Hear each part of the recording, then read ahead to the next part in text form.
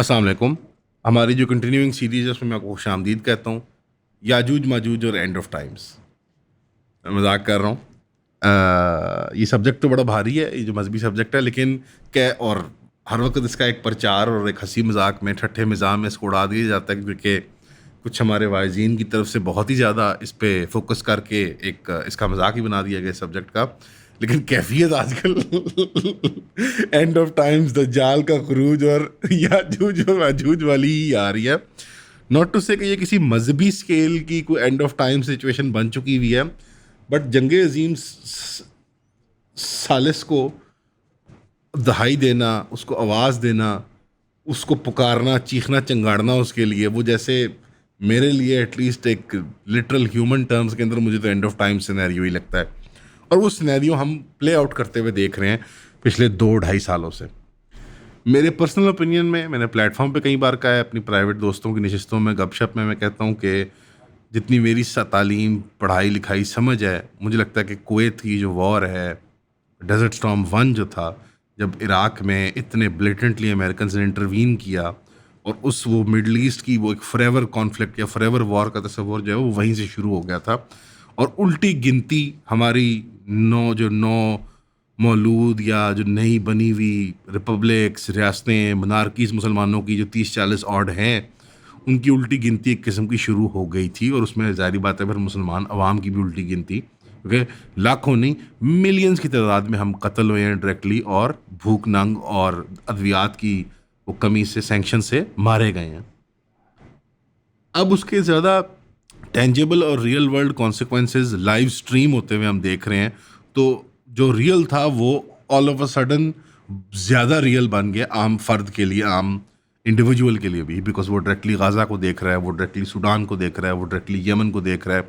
अब वो बराह रास्त अफ़गानिस्तान में से आवाज़ें सुनता है व्लॉगरों की कि यार यहाँ पे क्या क्या हुआ था। वो बगराम के टूर देखता है जहाँ पे अफ़गान तालिबान के मेम्बरान टूर लेके आ रहे होते हैं फ़ॉरेन मेहमानों के, ए तक को ऐसा क्या होता था हमारे साथ यहाँ पे। अब आप बराह रास्त वो अमेरिकन स्टेट मशीनरी या वो नेटो की मशीनरी, इसमें मगरबी यूरोपी हमारे दोस्त मुल्क भी शामिल हैं, और जो एक इसराइल की एक प्रोसिक्यूटेड जंगें थी मुसलमानों के ख़िलाफ़, उनकी अब बराह रास्त मशीनरी, उसकी वायलेंस, उसकी रियलिटी को विटनेस कर रहे हैं। अब वो अनडिनाइबल हो चुकी हुई है। अब वो ज़माना नहीं रहा कि कोई क्लेम करता था धमाका हुआ तो पता नहीं लगा किसने किया, तो कब हुआ, तो कैसे हुआ, कोई स्ट्राइक हुई तो समझ नहीं आई क्या हुआ, खबर जो है वो 3 दिन बाद आई। अब आप 1-to-1 लाइव देखते हैं। अब जैसे एक वो रेसलमेनिया बड़ा जब होने लगता है तो उससे पहले एक वो बड़ा प्रोमो शो होता है, रोड शो होता है WWE का। तो वो यूएन का इजलास कम, कौमी मुतहदा का इजलास कम, वर्ल्ड ऑर्डर के लिबरल रूल्स का एक एक अगस्त फोरम कम, और वो रेसलमेनिया का एक रोड शो लग रहा था कि रेसलमेनिया 2025 या 2026 जो है वो अनवेल होने लगा है। सारे कास्ट ऑफ करेक्टर्स आए थे। आप इसी से अलामत ले लेंगे जीए की मीटिंग के लिए हर पैमाने पे देखा जाए तो हर मुल्क के ही सीनियर लीडरशिप ही आई है, और उसका अमेरिका में होस्ट होना एक बहुत बड़ा एक सिंबॉलिक वो है, अलामत है कि क्या सूरत हाल बनी है। ट्रंप का खुद बाजार से खुद आ जाना, हमारी लीडरशिप, इंडिया की लीडरशिप में से तो सारी बात है थोड़ा नाराज़ ग्रुप वाले हैं आजकल, तो उनकी छोटी लीडरशिप आई थी, बट अरब ममालिक के सारे डायरेक्ट लीडर्स और ये सारा माहौल जहाँ पर इवन के एक former so called terrorist Ahmed al Sharaa जो सीरिया के न्यू प्रेसिडेंट हैं, वो भी उनका खुद आ जाना, इसके बावजूद उनकी जान को ख़तरा है अमेरिका के। हाँ, उनकी बाउंटी थी, इसराइल उनकी मुखालफत में कॉन्स्टेंटली रेटरिक और वो प्लानिंग दिखा रहा है, स्ट्राइक्स कर रहा है डायरेक्टली सीरिया के अंदर। तो एक अजीब व गरीब सी खिचड़ी देखी थी आपने रेसलमेनिया की। इसके अंदर इतनी ज़्यादा चीज़ें हुई हैं पिछले 2-3 दिनों के अंदर कि उनको कवर करना पिछले कुछ क्लिप्स के अंदर नामुमकिन था। तो पीस मील करके, पोर्शन करके आज कुछ और डिटेल्स मैं आपको बताना चाहता हूँ इस सब के बारे में। एक बहुत बड़ी जो मीटिंग है उसके 2 पहलू हैं, एक वेटिंग एरिया की मीटिंग और एक जब वाइट हाउस में एक्चुअली पेश हुए ओवल ऑफिस के अंदर जहाँ पे बैठ के डिग्निटरीज को रिसीव करते हैं प्रेसिडेंट साहब। दोनों की फुटेजेस को कंबाइन करके अगर एक एनालिसिस करें क्या क्या लैंग्वेज, बॉडी लैंग्वेज, कम्युनिकेशन हुई। पहले तो एक डोनाल्ड ट्रंप ने अपने यहाँ पे F-35 का पिन पहना हुआ था। F-35 वो जहाज़ है जिसके लिए तुर्की जो है वो वाय कर रहा था कि उनको वो मिल जाए, लेकिन जब उन्होंने रशिया के मामलात में नरमी दिखाई, ऑयल एंड गैस की डीलों के मामले में, और जैसे ही उन्होंने S-400 डिफेंस सिस्टम्स परचेज़ किए तो फ़ौरन वो डील रिसेंड कर ली अमेरिका ने, और अमेरिका ने उसके बदले F-15 और कुछ और मिलिट्री टेक्नोलॉजीज पे इत्तेफाक कर लिया।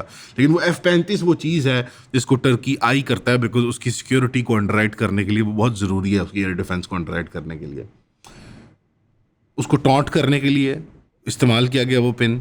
हमारे यहाँ अनफॉर्चुनेटली डोमेस्टिक कंजम्पशन के लिए जो नून लीग की सपोर्ट बेस है वो ट्विटर के ऊपर भोंगियाँ मार रही है कि वो 6-0 को नहीं, वो पाकिस्तान की मई की झड़प को रिप्रेजेंट नहीं करता। ये झूठ ना बोलें, वो अर्दवान को टॉन्ट करने के लिए F-35 का पिन पहना हुआ था उसने। ना वो रफ़ाइल था, ना वो JF-17 थंडर था। और सवाल ये बनता है कि अमेरिकन प्रेसिडेंट रफ़ाइल के JF-17 थंडर का पिन क्यों पहनेगा? तो ये मतलब absurd बातें हैं। लेकिन ये वो बातें हैं, झूठ बोला आज गई बात कल निकल गई। ट्विटर हैंडल से और ये जो हमारे बड़े बड़े इन्फ्लुएंसर बने हुए हैं, इनसे कौन सवाल पूछता है कि भाई आपने क्या बोंगी मारी थी? एहतसाब का तो कोई सिस्टम ही नहीं है यहाँ पे, ना पब्लिक ना प्राइवेट। अब उन मीटिंग्स के अंदर पहली बॉडी लैंग्वेज पोस्चरिंग ये थी F-35 के पिन का डिस्प्ले करना, कि उसको टॉन्ट करना अर्दोगान को दोबारा कि अब तुम आ गए हो मेरे पास, यहाँ पे हाजिर हो गए हो, अब मैं अपनी मर्जी मनवा के तुम्हारे से वो लूँगा जो तुम्हारे ख्वाबो ख्याल में नहीं था, तुम्हारे वहमो गुमान में नहीं लेता। बिकॉज लेवरेजिंग है, कुछ लेने के लिए कुछ देना पड़ता है। There is no such thing as a free lunch, ख़ास तौर पे अमेरिका के साथ। इसके बाद मजीद बॉडी लैंग्वेज आपको वेटिंग एरिया में नज़र आई, कुछ डायलॉग बाजी नज़र आई, जहाँ डोनाल्ड ट्रंप ने इशारा किया मीटिंग से पहले कि ये जो इसकी किचन कैबिनेट है अर्दोगान की, इसमें इब्राहिम कालीन, उनकी जो इंटेलिजेंस के बड़े वो प्रोफेसर आदमी है, बहुत पढ़े लिखे आदमी हैं, उनकी कैबिनेट की तरफ इशारा करते हुए, अर्दोगान की इशारा करते हुए उन्होंने कहा कि ये लोग बहुत चालाक हैं, बल्कि कई बार मैं कहता हूँ काश ये कम चालाक होते। यानी ये वेल्ड थ्रेट्स दे रहा है कि मेरे साथ ये बहुत होशियारी करते हैं। पहला वो थ्रेट, फिर ये थ्रेट। उसके बाद उसने कहा एक उसी वेटिंग एरिया के एक और पोस्चर में, क्योंकि ये मल्टीपल उन्होंने सीन्स, एक वर्ल्ड एक स्टेज है और हम सब उसमें एक्टर्स हैं, उसकी तरह वो scene transition, scene 1, scene 2, act 3, उस तरह फिल्म की तरह, प्ले की तरह ये तैयार करते हैं। सबसे पहले आप सबका बहुत शुक्रिया हमें सब्सक्राइब करने के लिए। जिन जिन दोस्तों ने हमारी फैमिली में शामिल हुए 3000 की सब्सक्रिप्शन लेके, काइंडली हमें व्हाट्सएप किया करें ताकि हमें पता हो कि हमने किस ग्रुप में ऐड करना है। वैसे जो आप सब्सक्राइब कर रहे हैं, इसके लिए आपको 12 वीडियोज़ हर महीने मिलेंगी जो प्राइवेट वीडियोज़ होगी, यानी कि वो कॉन्टेंट किसी ने ना पहले देखा होगा, ना वो कभी किसी मेन चैनल पर अपलोड होगा। वो सिर्फ आपके कंजम्पशन के लिए होगा जो 3000 की सब्सक्रिप्शन पे कर रहे हैं। अब वो कॉन्टेंट होगा क्या?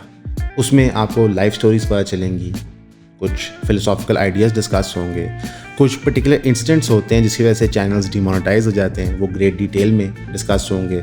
कुछ आपके साथ कंटेंट शेयर किया जाएगा जो अवेलेबल नहीं है आम पब्लिक को, और जो पब्लिकली उस तरह शेयर भी नहीं हो सकता। मोस्टली चीज़ें एजुकेशन रिलेटेड होंगी, हर चीज़ का कोई लेसन होगा पीछे। लेकिन ज़्यादा से ज़्यादा इसको आप सब्सक्राइब करें ताकि आप हमारे काम को सपोर्ट कर सकें। तो प्लीज़ हमें सब्सक्राइब करें, 3000 रुपीज़ भेजें, व्हाट्सएप करें और ईऑन फैमिली का हिस्सा बनें। Thank you. दूसरे सीन के अंदर आपको प्रेसिडेंट ट्रंप नजर आता है इशारा करते हुए, कहते हुए ये लोग बड़े होशियार हैं, इन्होंने खामोशी से सीरिया को टेक ओवर कर लिया। और मैंने कहा कि तुमने कर लिया, लेकिन ये बात नहीं करना चाहता था अर्दोगान। मेरी इसकी बड़ी पक्की दोस्ती है, लेकिन ये बड़ा है, बड़ा सियाना, ये बात नहीं करना चाहता था। और बड़ी खामोशी में किसी के जाने समझे बगैर इसने सीरिया का मामला सीधा कर लिया। और जबकि लोग और ये खुद 2000 साल से लगे हुए, अब ये वल्ला बिल्ला इशारा रोम की तरफ है, क्योंकि आपको पता है ऑटोमन इल्ज़ाम जो अर्दोगान के ऊपर वो लगता है कि वो ऑटोमन सुल्तान के तौर पे अपने आप को पेश करता है। और जो ऑटोमन एम्पायर था वो अपने आप को सुल्तान रूम मानते थे, क्योंकि हम कॉन्स्टेंटिनोपल में बैठे हुए यानी इस्तांबुल के अंदर, तो हम रोमा की सल्तनत के भी हम हकदार हैं। और वो क्लेम सुल्तान अहमद फ़ातेह की तरफ से भी आता था, बिकॉज उनकी वालदा जो थी वो रूमी ख़ानदान की जो बड़ी रॉयल फैमिली थी बिजेंटीन, उससे आती थी।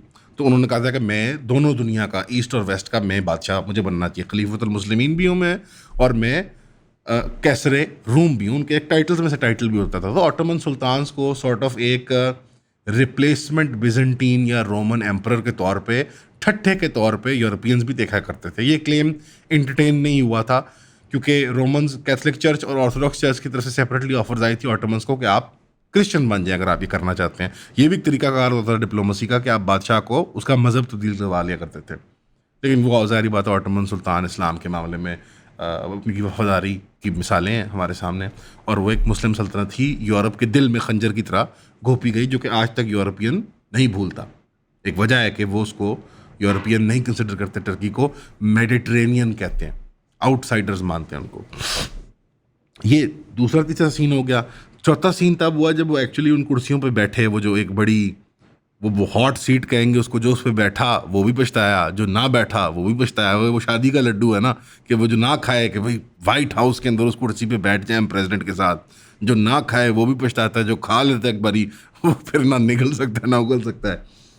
जब उस पर बैठे तो डोनाल्ड ट्रंप साहब ने फरमाया कि एक सहाफ़ी के सवाल के ऊपर इलेक्शन रिगिंग से मुतल्लिक उसने एक सवाल किया, तो उन्होंने कहा यार इलेक्शन रिगिंग के बारे में मेरे से क्यों पूछते हो, इससे पूछो, इससे बेहतर कौन जानता है इलेक्शन रिगिंग के बारे में। और ऐसे उंगली का इशारा करके उसने ऐसे कहा डोनाल्ड ट्रंप ने अर्दोगान को।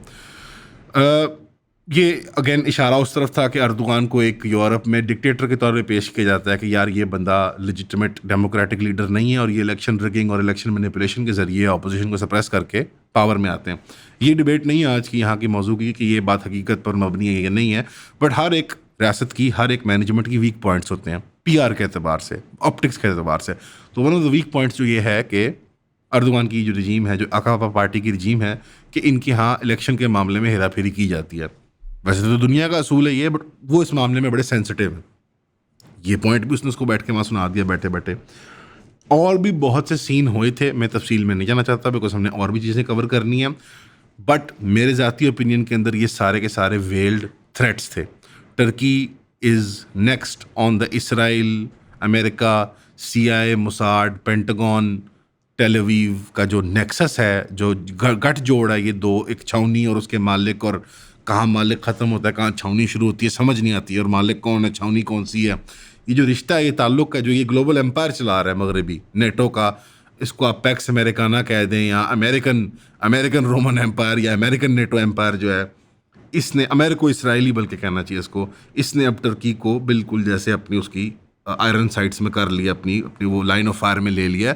और ये वेल्ड थ्रेट्स बहुत ही ख़तरनाक थे।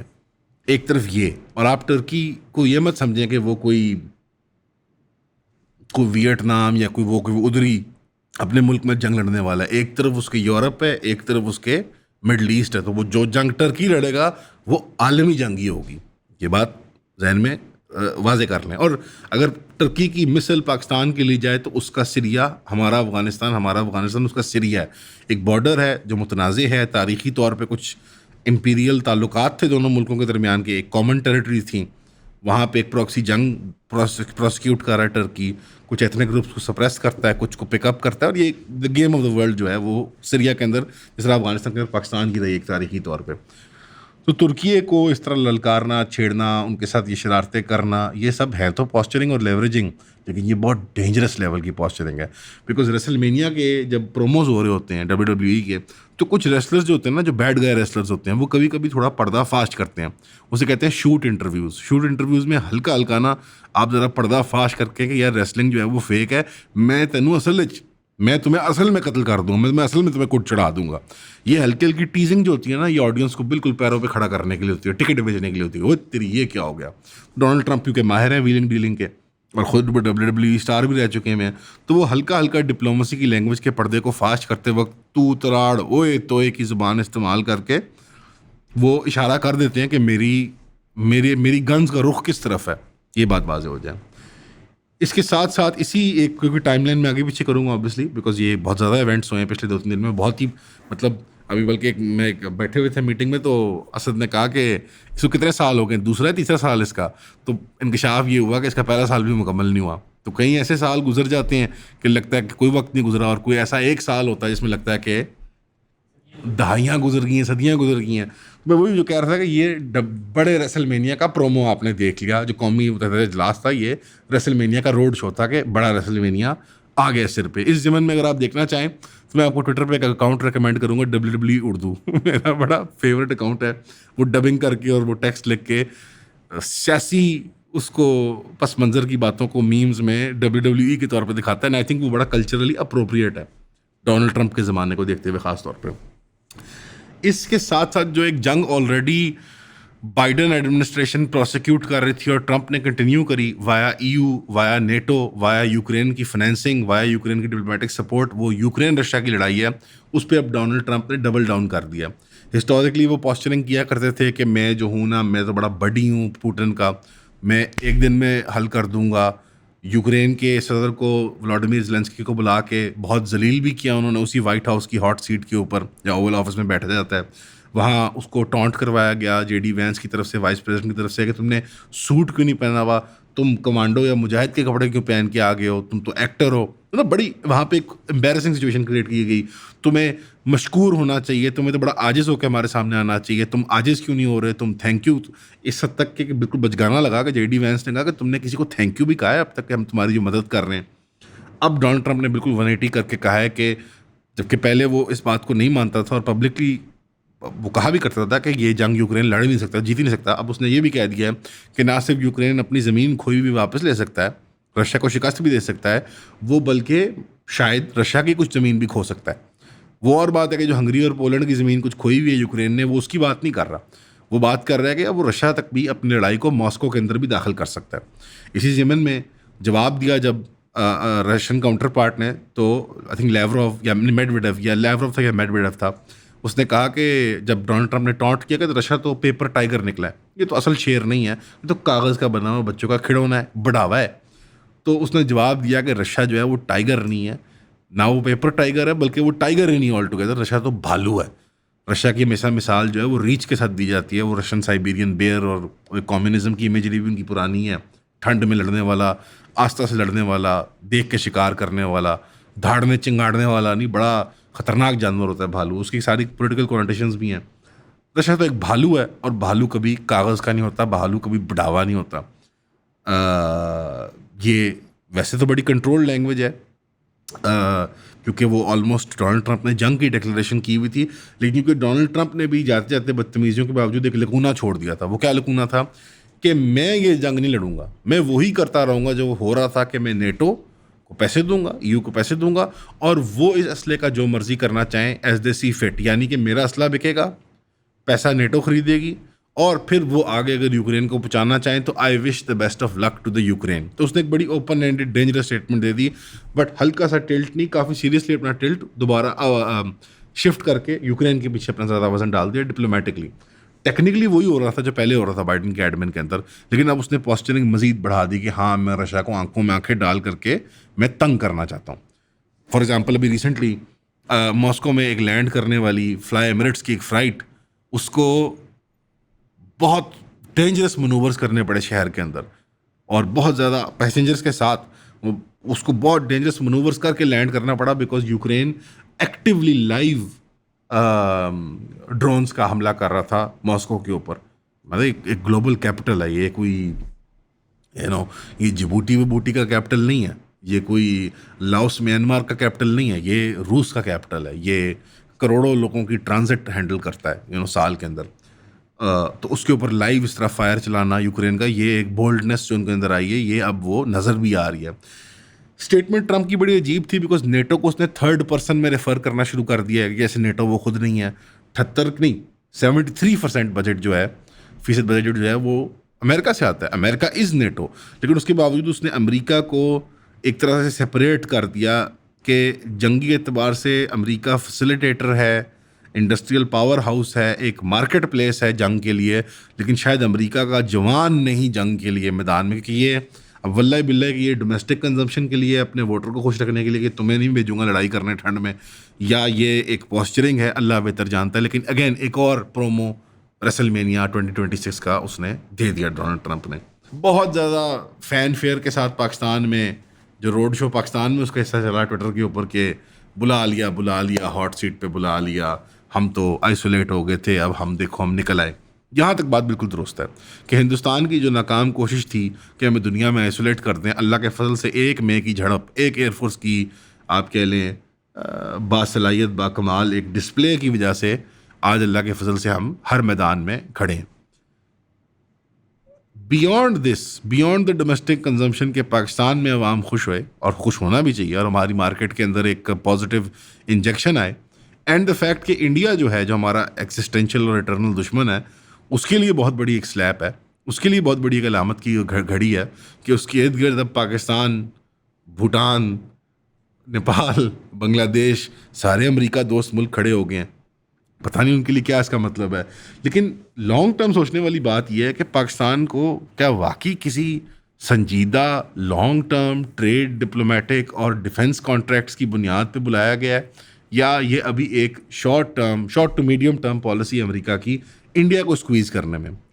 यहाँ पे मैं कोट करना चाहूँगा इस सारी कॉन्वर्सेशन को मद्देनज़र रखते हुए, जिस तरह पुतिन भी डोनाल्ड ट्रंप साहब का दोस्त है, अर्दोगान भी दोस्त है, इमरान खान साहब भी हुआ करते थे एक ज़माने में, कि हेनरी किसिंजर ने कहा था कि हमारी दुश्मनी से ज़्यादा ख़तरनाक हमारी दोस्ती है, और हम यहाँ पे कोलोकियली मुराद अमेरिका या नेटो एम्पायर है, इसमें इसराइल भी शामिल है। इसराइल नवाज और इसराइल दोस्त जो आजकल यूएन में भी गए हुए हैं और आगे पीछे भी घूम रहे हैं, उनको भी सोचना चाहिए कि इनकी दोस्ती कितनी कोई मुफीद साबित होगी लॉन्ग टर्म। चार्ली कर्क भी बड़ा अच्छा दोस्त था उनका, अब थोड़ा मेरा ख्याल है गला ख़राब हो गया उसका। इसके लिए डोनाल्ड ट्रंप ने गले ख़राब के लिए टाइलेनॉल रिकमेंड किया, लेकिन उसने कहा प्रेग्नेंट माए ना इसको कंज्यूम करें, क्योंकि चार्ली कर्क मजीद उस जैसे बच्चे पैदा हो सकते हैं। तो पाकिस्तान की जो बॉडी लैंग्वेज और पॉस्चरिंग थी, मिसाल के तौर पे जब हमें अनाउंस किया जा रहा था, क्योंकि उनकी बहुत ज़्यादा जैम पैक्ड स्केड्यूल था, डिलेज और मीटिंग्स लेट हो गई थी, तो एक सेमी सर्कल में, एक हाफ मून में ट्रंप की किचन कैबिनेट बैठी हुई थी, जिसमें जेडी वैंस भी मौजूद थे, जो द बॉय प्रिंस, एक बॉय प्रिंस सा क्लाउन सा उन्होंने रखा हुआ है वाइस प्रेसिडेंट, साथ उनके सारे वो speaker of the white house और वो सारे, और वो फुल हाई बीम करके काश पटेल भी खड़ा हुआ था, जो वो डिपर अपना ऑन किया होता है जिसने, वो सारे खड़े हुए थे सेमी सर्कल के अंदर। तो उनके आप रिएक्शंस देखिएगा जब वो पाकिस्तान का जिक्र करते हैं। डोनाल्ड ट्रंप साहब कहते हैं कि some guys are here, great guys, the prime minister of Pakistan, नाम उसको कोई नहीं पता, वो उसने पिछले दिनों आज़रबाईजान को अबू पता नहीं क्या अजब जब बना दिया था, वो बेचारा हो तो सिनाल गया। और फील्ड मार्शल आए हुए हैं पाकिस्तान के, और वो बड़ा अच्छा आदमी है, ये बहुत अच्छे लोग हैं और बड़े ग्रेट गाइज। शायद वो इस कमरे में बैठे हैं, बेसिकली वो कमरे में बैठे हुए थे, डिले हो गई थी कुछ चीज़ें, तो वो बाकी प्रोसीडिंग्स भी विटनेस कर रहे थे, और अनकरीब हम इनके साथ भी सारा सिलसिला लेके चलेंगे। और इसके बाद मेरी सबसे एक अहम मीटिंग भी है, जो मुसलमान और अरब ममालिक के हुक्मरानों के साथ है, जो हमने, और उसने कहा मेरे आज 3-4 दिन के इजलास में और मीटिंग्स में सबसे अहम ये चीज़ होने वाली है। हमारी बॉडी लैंग्वेज, उसमें मैं बताना चाह रहा था कि जो सेमी सर्कल में लोग थे उनके आप चेहरे देखिएगा, कुछ परेशान और बिल्कुल सॉम्बर थे, वो स्ट्रेट फेस, जिसको पोकर फेस करते रख के, जेडी वैंस और मार्को रूबियो के चेहरे के ऊपर एक ना बचगाना सी, सिनिकल सी, सरकास्टिक सी हंसियाँ थी, सुर्खी थी, मुस्कुराहट थी, जैसे एक नोइंग स्माइल जिसको कहते हैं, बिकॉज पाकिस्तान के मामले में थ्रेटनिंग बॉडी लैंग्वेज नहीं थी डोनाल्ड ट्रंप की, वो ज़्यादा एक डिसमिसिव लैंग्वेज थी। हाँ, बड़े अच्छे बनते हैं, कॉन्ट्रैक्टर हैं, बड़ा अच्छा काम करते हैं, प्लम्बिंग सारी इन्होंने मेरी करके, जिस तरह वो बिल्डिंगें बनाता है, इन्होंने प्लम्बिंग करके दी है मुझे, ये इलेक्ट्रिकल वर्क, इस तरह वो उस तरह बात कर रहा था हमारे बारे में। ये थोड़ी सी हमारी पैकिंग ऑर्डर में अहमियत के अतबार से, क्योंकि ना हम पिवटल हैं रशिया के मामले के लिए, ना हम पिवटल हैं मिडल ईस्ट के मामले के लिए के अंदर, सिंपली जियोग्राफिकल प्रॉक्सिमिटी के अतबार से अहमियत कम नहीं है, पिवटल नहीं है। तुर्की वाला हमारा किरदार नहीं जोग्राफियाई तौर पे, ना सीरिया वाला है और ना यूक्रेन वाला है, ना बेलारूस वाला है, ना पोलैंड और हंगरी वाला है। आप बात को समझ गए ना? हमारा जो किरदार है वो इस खित्ते में उनके लिए बहुत अहम है, और हमारा किरदार ऐसा ही है कि हम लब्बैक जो है ना, अमेरिका के कॉल पे, अमेरिका की आवाज़ पे, वो बड़ी पक्की कहते होते हैं। तो उसको कोई स्ट्रॉन्ग आर्मिंग करने की, कोई लैंग्वेज इस्तेमाल करने की ज़रूरत नहीं थी। ये ऐसी मुझे एक फीलिंग आई है। और मैं पिछले 2-3 दिनों से जो हम ये सारा मामला देख रहे हैं, सऊदी अरेबिया की सिक्योरिटी अंडर राइट होने का और मुस्लिम डिफेंस फोर्स की बात और नेटो की बात है, वो मुझे अब डर लग रहा है। मैं बार बार कह रहा था कि वो उस नेगेटिव, उस शायद शैतानी अज़म के लिए तैयार की जा रही है, जो अमेरिका के जहन में इस वक्त एक नया प्लान कुक हो रहा है। इस ज़िमन में यहाँ मेंशन करना चाहूँगा कि डोनाल्ड ट्रंप ने कहा कि I will not allow Israel to annex the West Bank of Palestine. ये लैंग्वेज बड़ी केयरफुली आप नोट कीजिए। इस वक्त वेस्ट बैंक के अंदर 1 लाख नहीं, 2 लाख नहीं, 3 लाख नहीं, 8 लाख इलीगल सेटलर्स की बस्तियां बना चुकी हुई। और बस्तियां ये नहीं कि वो हमारे जो बंजारों के टेंट वाले शहर होते हैं, ये शहर हैं, टाउन्स हैं, बिजली, पानी, गैस, इंटरनेट वाले, स्कूलों कॉलेजों वाले, गाड़ियों में 2-2 गाड़ियों वाली कोठियों वाले ये टाउन्स बनाए गए हैं। 8 लाख लोगों को आबाद किया हुआ है, 8 लाख लोगों को इतने से वेस्ट बैंक के अंदर इलीगली। जेरूसलम जो मेन कैपिटल है, उसके अंदर भी अरब सिटीजन जो हैं, क्रिश्चियन और मुसलमान, उनको इरेज करने के लिए उनके कत्लेआम में उनके अरेस्ट, और हज़ारों की तादाद में हर महीने अरेस्ट करके उनको डिटेन कर लेते हैं without legal course of action, for no excuse other than ये प्रोटेस्ट कर रहा था, ये वो कर रहा था, ये कर रहा था। और उसमें वेस्ट बैंक की, महमूद अब्बास की, PLO की मैनेजमेंट मुलव्वस है। जो लिबरल मुज़ाहमत है ना, सो कॉल्ड, जो कागजी कार्रवाई है फ़िलिस्तीनी, वो शामिल हैं, वो पीस कीपिंग फोर्स हैं इसराइल की। और साथ ही साथ डोनाल्ड ट्रंप ने कहीं गाज़ा का जिक्र नहीं किया। यानी मुराद इसके अंदर इम्प्लाइड है कि इसके साथ जो मामला तुम करना चाहते हो उसको जल्दी से रैप अप करो, इसको एनेक्स करना शायद ऑन द कार्ड्स है। इस ज़मन में आप इंडोनेशियन प्रेसिडेंट की वो बोंगियाँ देख लें कि अगर आप फ़िलिस्तीनियों को सिक्योर करना चाहते हैं तो आप इसराइल की सिक्योरिटी को अंडरराइट करें। मैं यहाँ जिक्र करना चाहूँगा कि अभी अभी इंडोनेशिया के अंदर एक बहुत बड़ा इनकलाब आया है, बड़े अच्छी टाइमिंग में वो इनकलाब आया, तो आप समझ लीजिए इस बात को। इसराइल की सिक्योरिटी को अंडरराइट करने का क्या मतलब है? पिछले 2 साल से एक खबर आती है, ज़्यादातर यूएई के क्वार्टर से आती है, उन माउथ पीसेस से आती है जो उसके आप कह लें वो शिल हैं या उसके वो लाडले पाले हुए साफ़ी और इंटेलेक्चुअल्स हैं, कि एक पीस कीपिंग फोर्स बनाई जाए, एक पीस कीपिंग फोर्स बनाई जाए। और अब रूमर्ड नाम भी आना शुरू हो गए सामने कि टोनी ब्लेयर को उस इंटरनेशनल फोर्स का हेड लगाया जाए। और याद है कि लास्ट टाइम जब टोनी ब्लेयर ने एक कोalition ऑफ द विलिंग चलाई थी तो वो कितनी अच्छी चली थी इराक के अंदर। उसके अंदर बड़े अच्छे हॉन्डुरस भी था, उसके अंदर है जी, उसके अंदर किंगडम ऑफ जिबूटी भी था, उसके अंदर वो एक मुल्क था, मुझे उसका नाम नहीं याद आ रहा, उसके बादशाह ने कहा था कि मैं 1000 केले और 1000 गायें और 1000 बकरियां भी दूंगा अपने अपने वो कॉमनवेल्थ में वो मुल्क आता था, छोटा सा जजीरा था, ताकि आप लड़ सकें। उसने बल्कि एक प्लान भी दिया था गालबन बादशाह थे मुल्क का कि मैं 10,000 बंदर दूंगा और जहाँ जहाँ माइंस लगे हुए हैं ना इराकियों के, आप बंदर छोड़ दें कि वो फट जाएंगे बंदर, और वो माइंस जो है ना इराकी डिफेंस फोर्स के वो आईडी जो होते हैं वो उससे फिर ब्रिटिश ट्रूप्स बच जाएंगे। तो ये मैं मजाक नहीं कर रहा, आप इसको गूगल कर सकते हैं कि ये टोनी ब्लेयर को रिकमेंड भी किया जा रहा है यहाँ पे। लगता ये है कि कोट एंड कोट बिरादर, कोट एंड कोट दोस्त इस्लामी ममालिक की एक फोर्स बनाने की कोशिश है ये। अच्छा, ये वाहिद प्लान नहीं है, ये one of the plans on the table है मेरे ख्याल में। अब ये है कि वहाँ पे जाके मुज़ाहमती तहरीकों को डीमिलिटराइज किया जाए, quote end quote deradicalize किया जाए, ज़्यादा से ज़्यादा लोगों को वहाँ से निकाल दिया जाए और एक मिनिमम सी छोटी छोटी गेटेड कम्युनिटीज़ जेलों की शक्ल में उनको पैलेस्टीनियन स्टेट कह दिया जाए।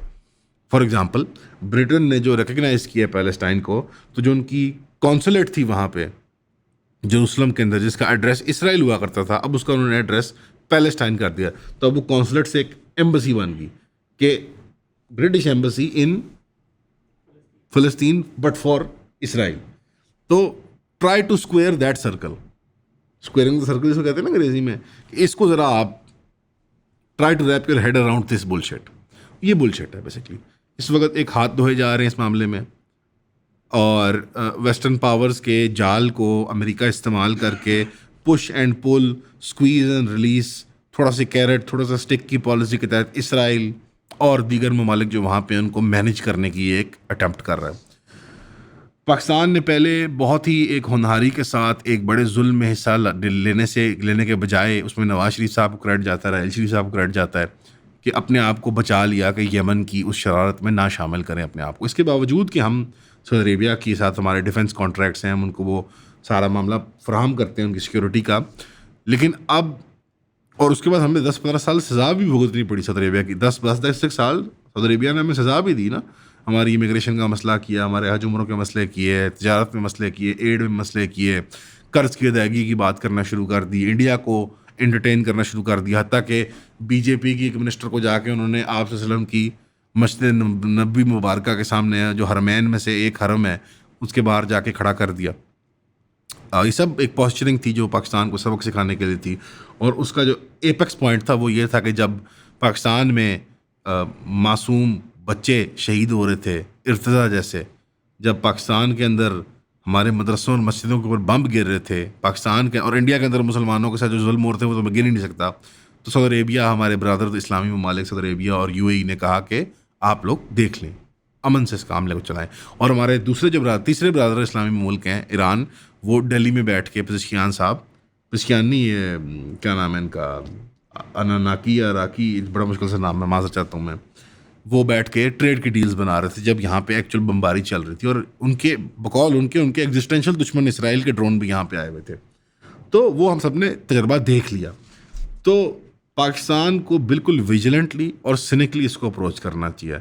जो जुबिलेशन, जो डंडोरा पीट रहे हैं हम, जो ढोल पीट रहे हैं, हक भी बनता है यार, आई अंडरस्टैंड, हम एक बेलीगर्ड कौम है, हर तरफ से हमें घेरा हुआ है, हमारे लिए मसले ही मसले बने हुए हैं। लेकिन इसके अंदर सवाल ये बनता है कि इन मौके को लेवरेज करते हुए क्या हमें अफ़गानिस्तान को अग्रेस करना चाहिए, क्या हमें अफगान को डिपोर्ट करना चाहिए? आप कहेंगे इसका टॉपिक का ताल्लुक है, इसी का ताल्लुक है भाई। इस सब का मसला आपके बॉर्डरों से लेकर है। आज ईरान आपकी ताकत का मुजाहरा देख के आपका दोस्त बनने के लिए तैयार हो रहा है। आस्ता आस्ता उस तरफ जा रहे हैं हम। अफ़गानिस्तान से भी मामला सेम होना पड़ेगा। उनकी पॉस्चरिंग, एक ज़माना था जब मुल्ला उमर ने भी कहा था कि पाकिस्तान पे हमला, अफ़गानिस्तान पे हमला है। ये एक ज़माना था। आपको नहीं पसंद, आपको बुरे लगते हैं, आपको वो जालिम लगते हैं, दकियानूब, आपका मसला है यार।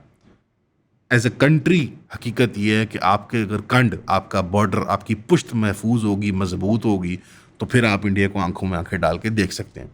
आपको नेपाल में भी एल नज़र आ रहा है, भूटान में भी एल नज़र आ रहा है, आज बांग्लादेश में भी एल नज़र आ रहा है, ईरान में भी नज़र आ रहा है। लेकिन अकल का तकाजा ये है कि दाता साहब के शहर में बैठ के मैं ये बात कर रहा हूँ, हजवेर वाले के शहर में मैं ये बैठ के बात कर रहा हूँ कि आपका अफ़गानिस्तान से कोई ताल्लुक़ नहीं है। We should grow up now. Pashto सबसे ज़्यादा बोली वाली जाने वाली ज़ुबान पाकिस्तान के अंदर है, अफ़गानिस्तान के अंदर नहीं। फ़ारसी अदब शायरी यानी दरी भी जो फ़ारसी है, उसका एपेक्स जो आपको मिराज जो मिलता है वो आपको ईरान में मिलता है, तो दूसरा मिराज आपको हिंदुस्तान पाकिस्तान में मिलता है। इक़बालियात का मरकज़ है ये देवबंद के लिए ना इंडिया में जगह रही, ना बांग्लादेश में जगह रही, वो यहाँ है। जो उनका मज़हब है अफ़गान लोगों का, हनफी देवबंदी हैं वो अक्सरियत।